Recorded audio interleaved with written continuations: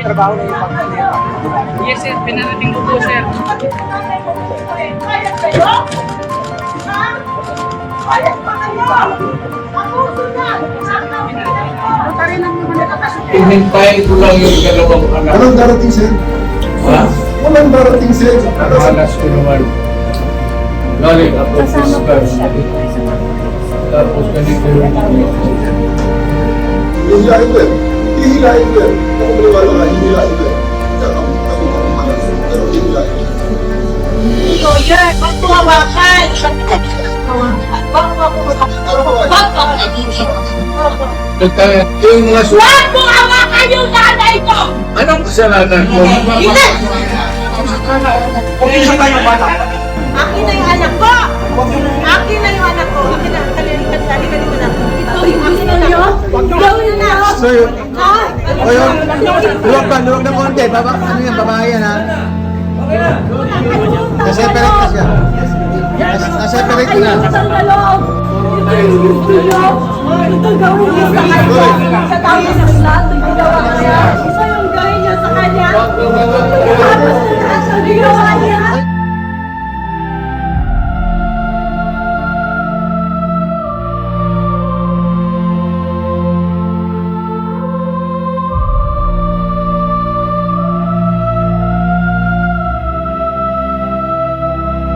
There is a time to be great, kagaya ko. Presidente ako ngayon. I do not know why. But there always be a time that I will be nobody. And that is sure to come. And maybe to die thereafter. I am a worker of government together with this guy here. We are working and we work for you.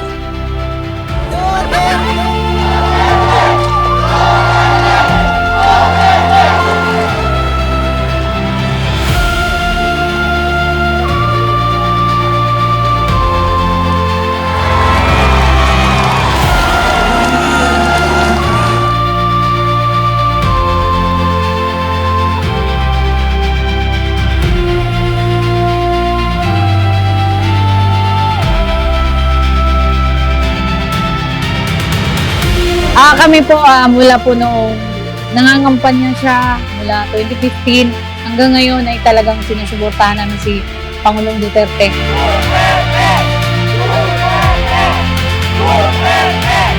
Mahal na mahal ka namin. Kahit hindi nyo kami kilalang personal, iba-iba yung naidulot ninyo. Alam nyo kami, bilang kami mga maliliit na tao, mga normal na Pilipino, mga Pilipino na nasa laylayan na totoong nakakaranas po ng hirap na buhay, yung mga taong totoong naging biktima po ng droga. Sa PRRD, hindi kami natatakot lumaban. love you, Tatay Digong!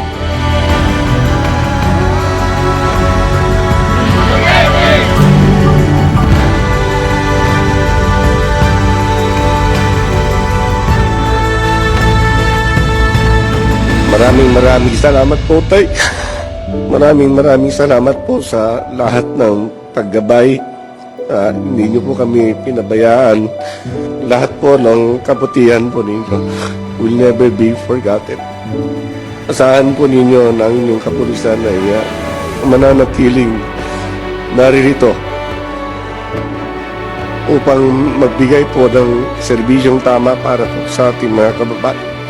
On behalf of the 225,000 men and officers of the PNP, we would like to render our snappiest salute to the Commander-in-Chief. Maraming salamat po, Tay, sa lahat po ng tulong ninyo sa PNP.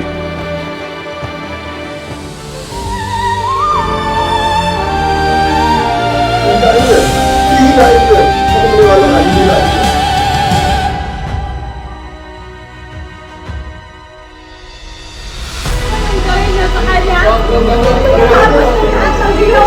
Ay, pagsamahin niyo na.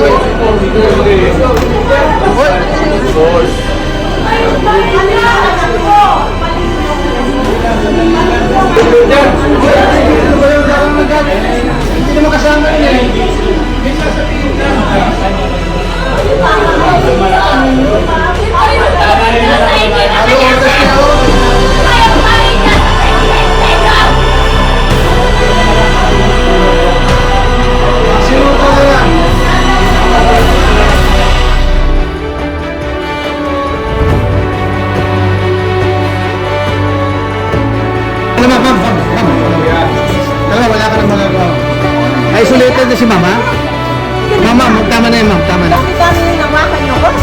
Kayong mga sundalo, kilala man ninyo ako. Anong kasalanan ko? Bigyan ninyo ako maski isang providansya na ginawa ko. Hayaan mo lang makita nila ang tatay Oo, nila. ano? 80 anyo. Kung gano'n, okay lang. Kung hindi nyo papasukin, make it clear. Yes, sir. Hindi papasukin na. Hindi ninyo, ikaw, Yes, sir. hindi mo Upon the orders. hindi mo pinapasok. Yes, sir. Upon the orders, sir. Ang sabi ko, ang abogado ko, ang anak ko na babae. As you said, bakit mo naman i-deny ang abogado ko, ang abogado ko yung anak ko na babae? Bakit ninyo i-deny?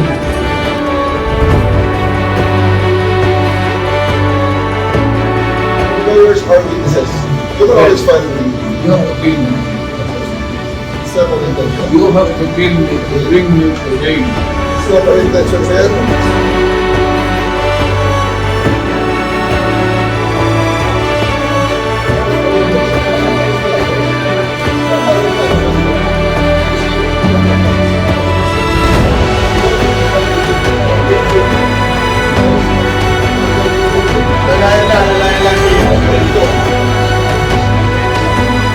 Bitawan mo ako.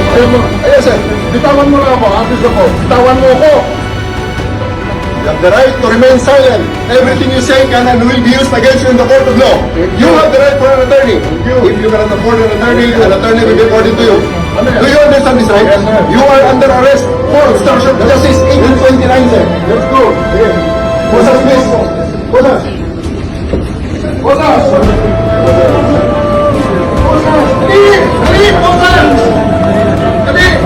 To the less legally inclined, it was a pure and simple kidnapping. Kayong mga kriminal nakapasok sa pulis. Alam mo, sana ang pulis maganda ang reputasyon.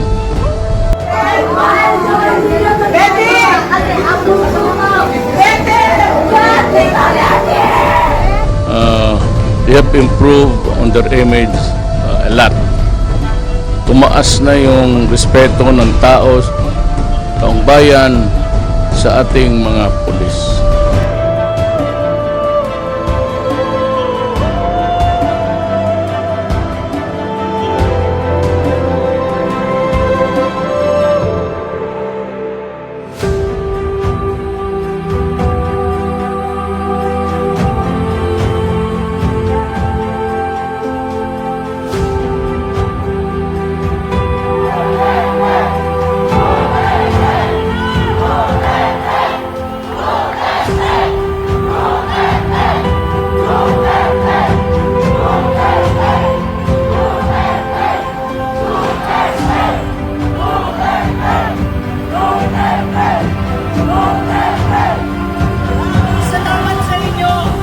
I think we have to rectify this as a Filipino and as a nation.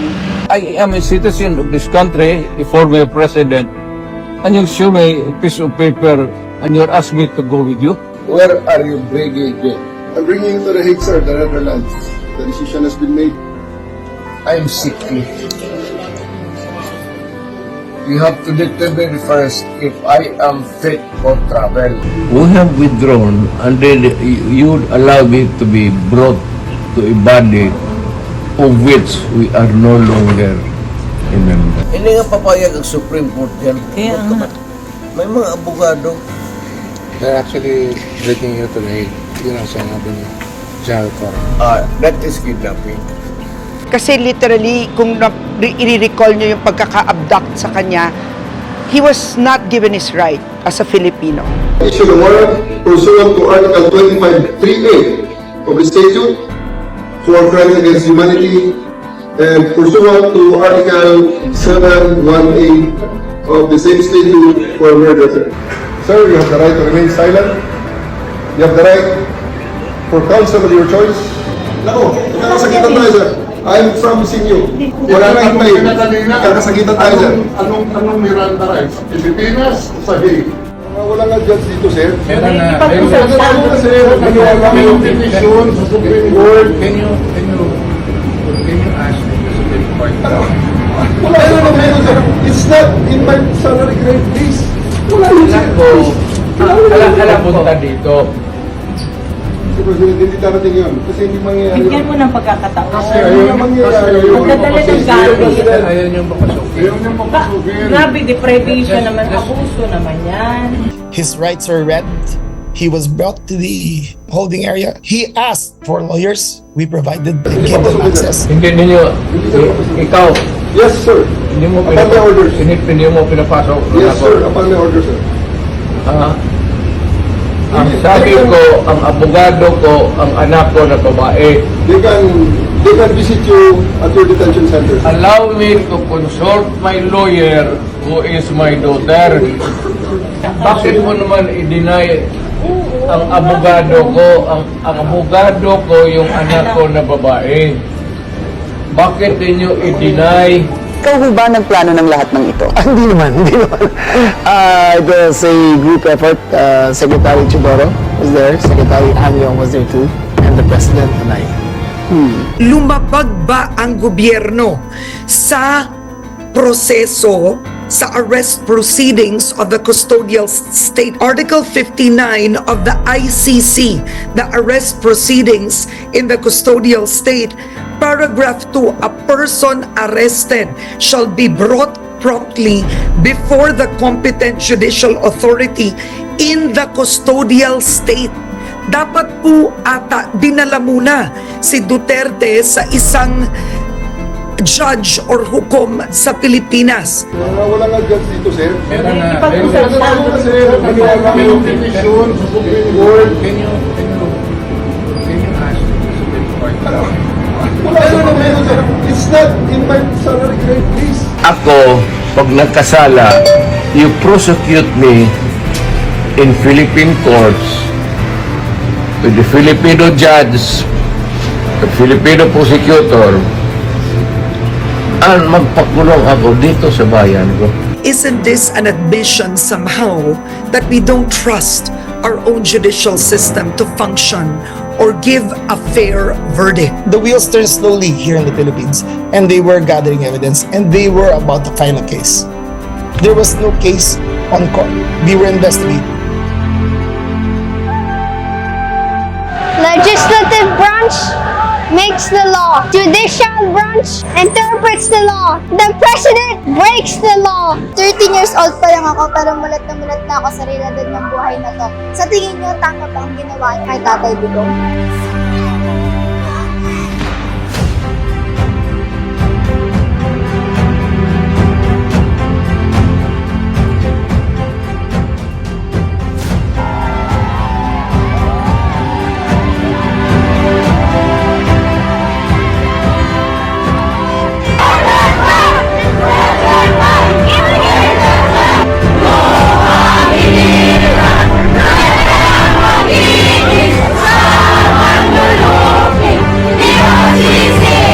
Ako ay Pilipino. Pakinggan niyo, humingi ako ng hustisya para kay Pangulong Digong. Kawawang ating Pangulo. Maging isang taon na si Tatay Digong sa dahig, hindi pa sila nagde-decide kung illegal ba o illegal yung ginawa ng administrasyon na to. Kasi alam naman natin na wala talaga yung jurisdiction ng ICC sa atin dahil tumiwalag na si Digong Gan.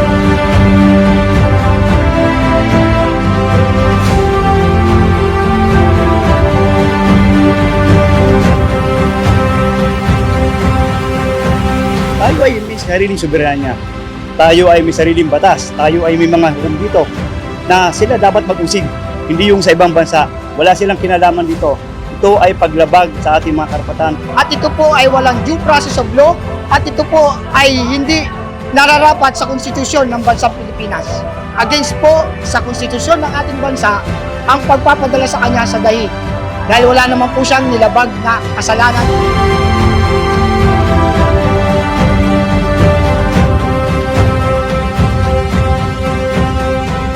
We're praying that they hear our petition. We expect na after itong campaign na to is totally makapag-decide ng Supreme Court. Nabigyan nila ng tindig, bigyan nila ng atensyon ang pinail na habeas corpus ng mga anak. Dinggin nila ang habeas corpus na pinail ng magkakapatid. na talagang ipresenta dito si Pangulong Duterte. Dapat sila ang manindigan na ipaglaban ang karapatan ng ating dating Pangulong Best President Rodrigo Roa Duterte.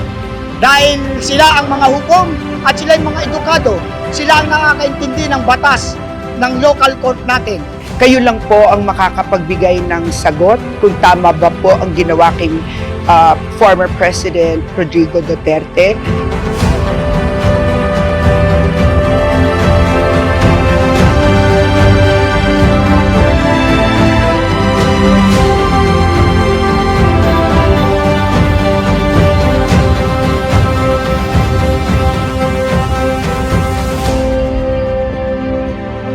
Supreme Court, we demand accountability for our country. You cannot be turning a blind eye to your own country. I don't understand why you would do this. Sa Supreme Court, kami po ay nakikiusap at nananawagan. All we want is accountability. And sana, para hindi na rin po maulit. Supreme Court, we demand accountability. Supreme Court, we demand accountability. Supreme Court, we demand accountability.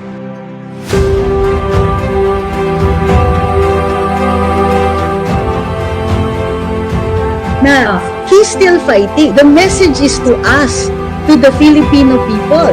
He's fighting for the wrong, the grave wrong that has been done to him. He, himself, his voice, his letter, his signature have been able to peddle all of the bars the ICC has put into him. It's as though he got out of jail just to tell us, fight for me.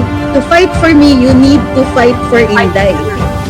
Ako ay isang Pilipino, humihingi ng hustisya para kay Rodrigo. Ako ay Pilipino, humihingi ng hustisya para kay Rodrigo.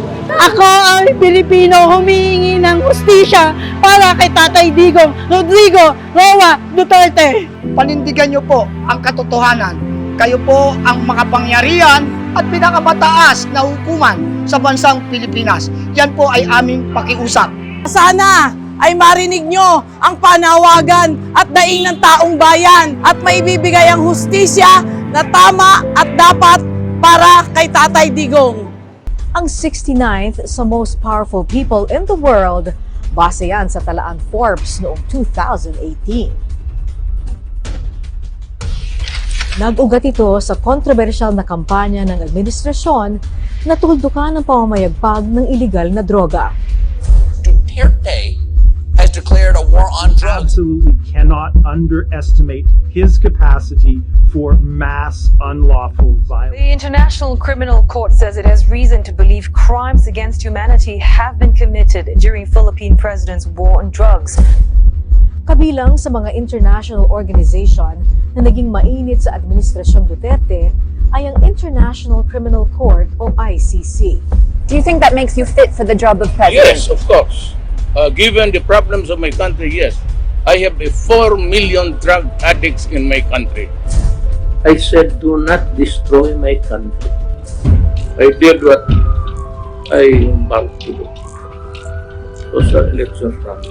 Nung nangangampanya pa lang, sinabi niya, nalaman niya agad anong gusto niyo. Nakita niya agad yung problema ng action. Pinangako niya yun. Hindi pa umuupo si PRRD, may mga umiikot ng papel sa barangay kung sino ang mga nagdodroga, kung sino ang nagrarasyon ng droga, kung sino nagpapalakad ng droga, sistema ng droga sa bawat barangay.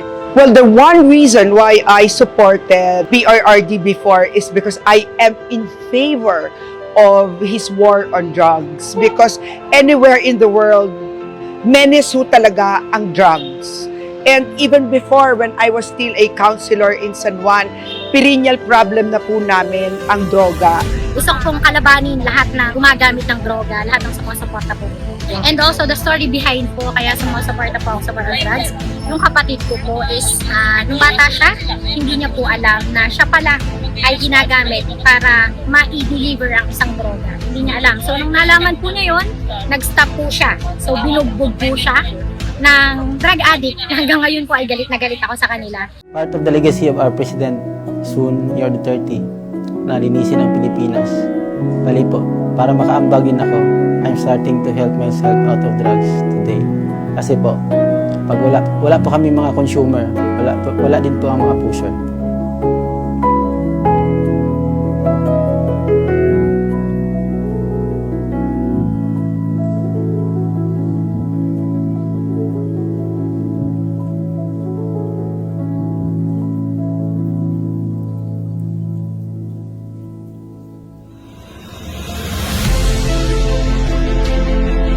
Kaya bago pa mangyari yun, ulitin, pasurrenderin natin sila. Nakaintindihan mo ba tayo? Police Chief Hollanday takes personal charge of Operation Tokang, which means to knock and plead. Ginagawa namin to para na rin sa inyo. Ha? So yung sa kabila ng pagbisita namin dito, babaliwalain mo yung sinasabi namin. Kailangan mo na rin. So ngayon kami, kaya kami nandito, kinakatok namin kayo para bigyan kayo ng pagkakataon. Ito yung list, kailangan ayusin siya, no?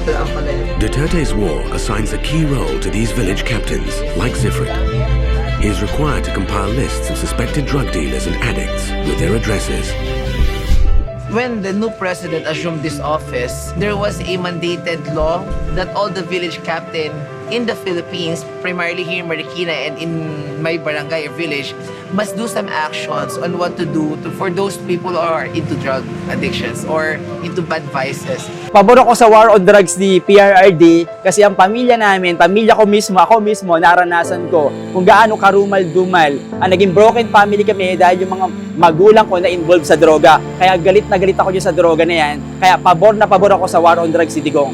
Malaki ang pinagbago sa panahon ni Digong. Ang kapayapaan, peace of mind, nakamit namin.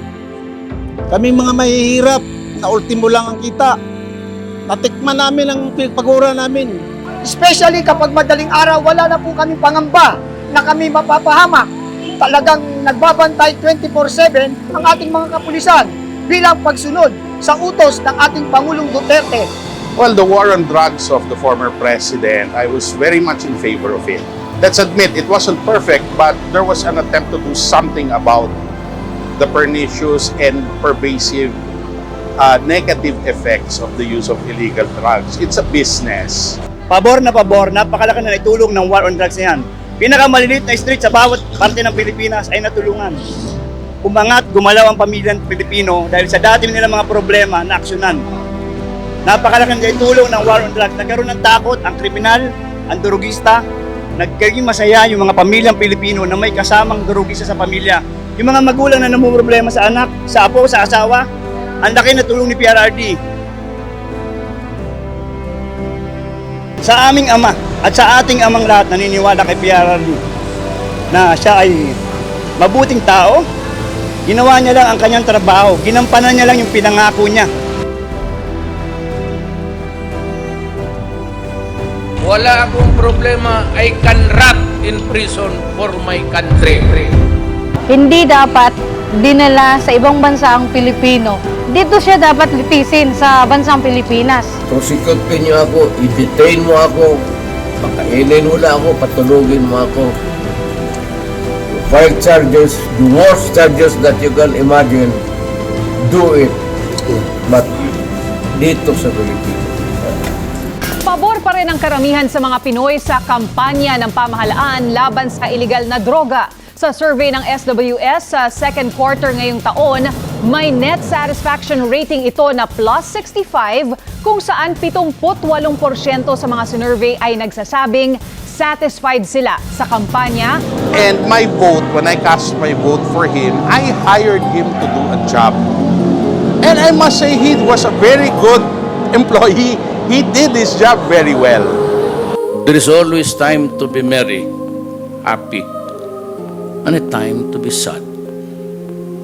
A time to be healthy, strong, but as sure as the sun will rise in the east, we will get old and get weak and sick.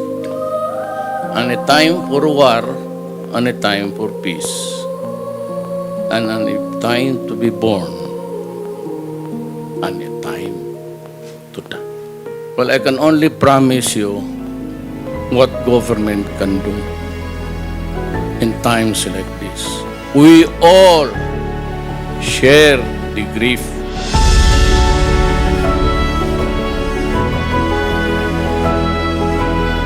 about to land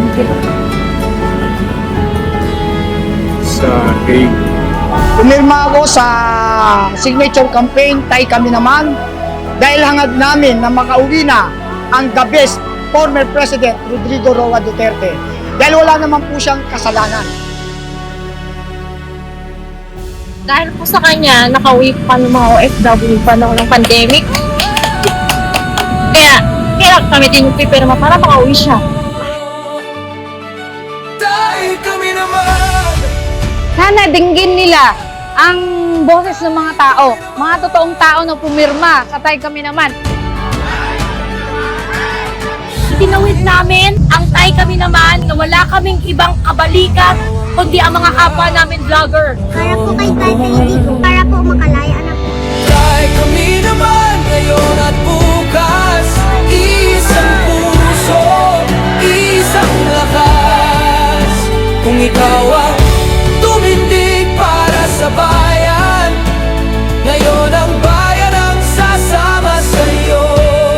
Tay Kami Naman, Tay Kami Naman, bringing hope, bringing us sabay-sabay. Luzon, Visayas, Mindanao, isang sigaw. Nilibot namin ang buong Pilipinas. Yung mga kasama po namin dito, naglaan ng kanilang oras, naglaan ng kanilang panahon, pera, para ipaglaban kung ano ang tama. Ngayong araw na ito, 162,561 na Pilipino ang nanindigan at nagsusumamo sa Supreme Court na magdesisyon na sila sa mga habeas corpus cases ni PRRD dahil hindi tama ang ginawa kay PRRD.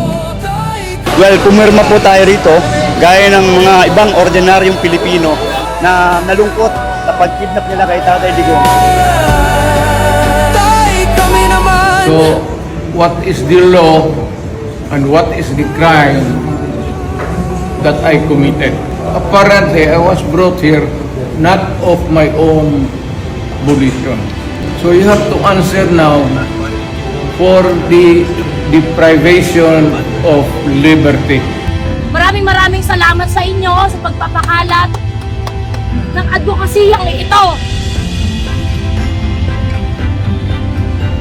They have kidnapped former President Rodrigo Duterte. 8 in the morning in The Hague at kami ay nakahanda na para pumunta sa ICC ground. Nandito kami para ipakita ang aming pusong suporta para sa kay former President Rodrigo Duterte. You will just have to kill me kung hindi ako papayag. Yung ginawa kay PRRD, marami tayong magtatanggol sa kanya. May magsisignature campaign sa kanya. May tatayo para sa kanya.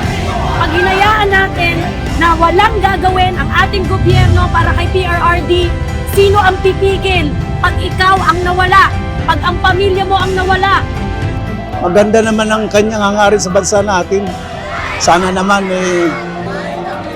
lumambot ang inyong mga puso. We need former President Rodrigo Duterte to come back to the Philippines. Tay, laban pa. Darating din ang araw. Makakamit din natin ang hustisya. Hindi nga papayag ang Supreme Court yan. May mga abogado. Sa Supreme Court, alam nyo naman yung tama na hindi dapat si tatay kinidnap. Kinidnap siya sa Villamor. Nandun kami. Kaya dapat pakawalan na si tatay sa ICC. Kaya kailangan namin siya dito. Para sa bayan, para sa Pilipino. Sa lahat ng Pilipino na naniniwala na mali ang ginawa kay PRRD, udyukan natin ang Korte Suprema, magmakaawa tayo sa Korte Suprema. Tuloy-tuloy tayo mag-file ng ating manifestasyon, ihatid natin sa kanilang katotohanan na nakikita natin ang mali. At nagsusumamo tayo sa Korte Suprema na protektahan ang karapatan ng bawat individual na nandito. Supreme Court, the 16th and the answer. Bahala ang Diyos. Hindi siya natutulog. Ibabalikan namin sa Pilipinas! Hindi namin nakakailangan na mamatay ka sa ibang bansa! Mahal na mahal ka namin, Tatay Digong! We love you! Nandito kami para sa'yo! Alam namin, mahal na mahal mo kami. Mahal na mahal ka rin namin.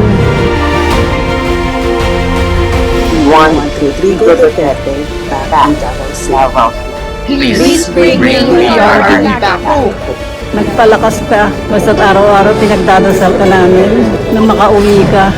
Tay, ito ginagawa namin para sa'yo kasi kailangan ka namin makatatag ka lang dyan ha. Kasi nandito kami para sa'yo. Gagawin namin yung part namin at makauwi ka na. Salamat tay, salamat. Tuloy-tuloy po ang signature campaign at inaasahan po namin na mga kababayan namin na hindi pa nakakapirma ay sasama sa atin para manindigan. Ito ay hindi lang para kay DRRD, ito ay para sa kinabukasan ng lahat ng kapamilya natin at ng mahal natin sa buhay.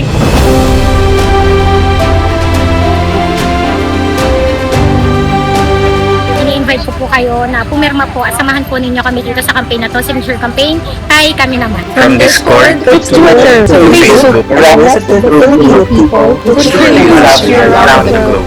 Gagawin ang lahat, mapauwi ka lang. Kaya tay, kami naman.